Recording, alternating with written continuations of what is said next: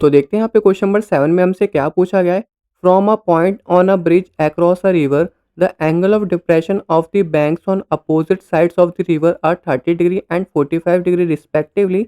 If the bridge is at a height of 3 metre from the banks, find the width of the river. तो यहाँ पे दो angle of depression निकल रहे हैं जो कि यहाँ पे बैंक्स के अपोजिट साइड है। जो यहाँ पे नीचे नदी जा रही है इसके यहाँ पे क्या है, अपोजिट साइड्स है। एक हमारे यहाँ पे क्या है 30 डिग्री का यहाँ पे डिप्रेशन है और दूसरा हमारे यहाँ पे क्या है 45 डिग्री का है। तो हमें यहाँ पे पता है जो यहाँ पे अल्टरनेट एंगल होंगे वो हमारे यहाँ पे सेम एंगल के होंगे। तो जो एंगल ए होगा वो हमारे यहाँ पे 30 डिग्री हो जाएगा और एंगल बी हमारे यहाँ पे क्या हो जाएगा 45 डिग्री का हो जाएगा। उसके बाद हमें यहाँ पे पुल और नदी के बीच की दूरी गिवन है जो कि यहाँ पे कितनी है, 3 मीटर की दूरी है। हमें यहाँ पे नदी की चौड़ाई बतानी है, हमें यहाँ पे रिवर की विड्थ बतानी है। तो करते हैं यहाँ पे इसको सॉल्व। तो हमें यहाँ पे जो जो गिवन है वो हम यहाँ पे नोट डाउन कर देंगे। हमें यहाँ पे एंगल ए गिवन है जो कि यहाँ पे कितना है 30 डिग्री है। एंगल बी हमारे यहाँ पे कितना हो जाएगा 45 डिग्री हो जाएगा। और जो यहाँ पे पी डी की डिस्टेंस है वो यहाँ पे कितनी है 3 मीटर है।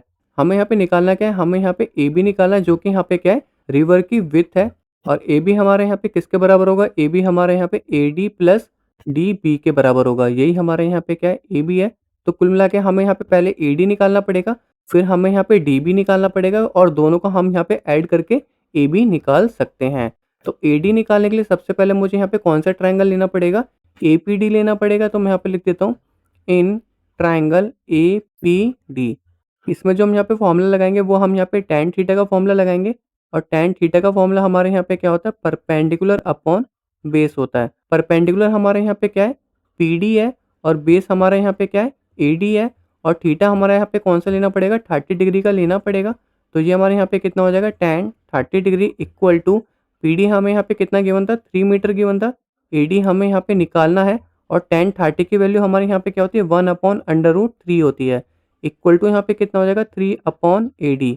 क्रॉस मल्टीप्लाई करेंगे तो ये हमारे यहाँ पे क्या हो जाएगा AD इक्वल टू, और यहाँ पे ऊपर करेंगे तो ये हमारे कितना हो जाएगा 3 मल्टीप्लाई √3 हो जाएगा।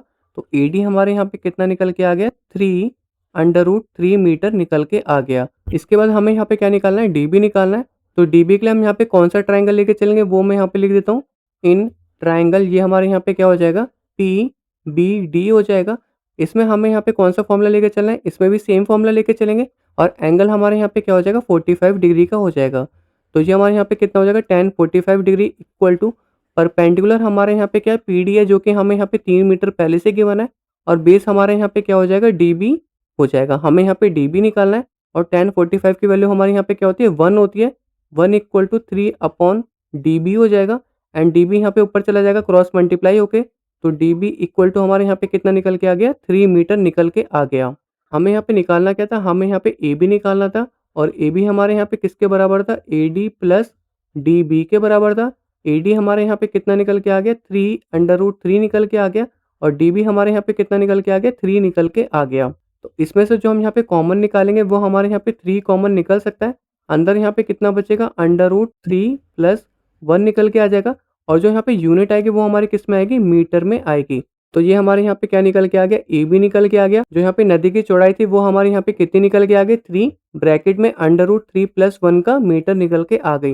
होप आपको इस क्वेश्चन का आंसर समझ में आ गया होगा। अब हम चलते हैं अपने नेक्स्ट क्वेश्चन की तरफ।